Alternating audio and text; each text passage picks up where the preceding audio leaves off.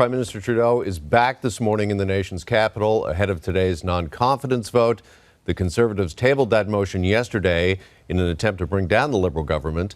Here's Global's chief political correspondent, David Akin, who joins us this morning from the nation's capital for more on this.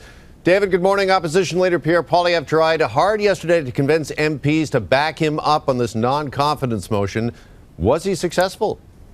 No, not really, but that shouldn't be a surprise because last week when the Conservatives announced they were going to do this, the New Democrats in the bloc came out right away and said, we're not voting for Poilievre's non-confidence motion. But nonetheless, we spent the whole day yesterday, Pierre Poilievre and the Conservatives, running through a list of all the things they don't like about the Trudeau government.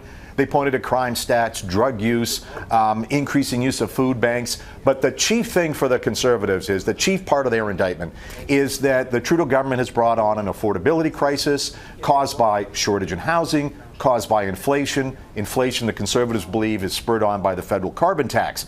But what was interesting about the debate, the Liberals, perhaps a little more aggressive than I've seen them, they are pushing back. They're saying, wait a minute, it's not a carbon tax. It's a carbon tax and rebate program, citing stats from some economists that say 8 out of 10 Canadian families are better off with that, once every 6 months carbon tax rebate check that you get rather than what you pay. That's something for politicians to yak and scream about, but the point is, Poilievre tried his hardest to convince the other opposition parties to join him today, and they weren't having any of it. They're going to vote to keep the Trudeau government alive today.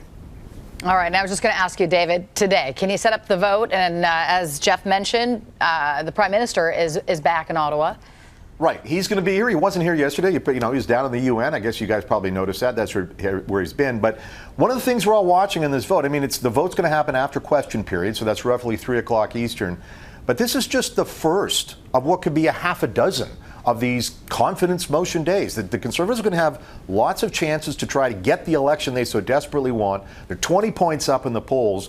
And what we're seeing and what we're watching for from all four parties is how the three other parties, the Bloc, the NDP, and the Liberals, they know that it's a Poilievre majority facing them right now, or the other two parties can stick with a weak Liberal minority. Right now, the preference for the NDP and the Bloc, a weak Liberal minority rather than a Poilievre majority. But still, all the parties now are making the markers, making the cases that sooner or later they are going to make to Canadians in an election campaign.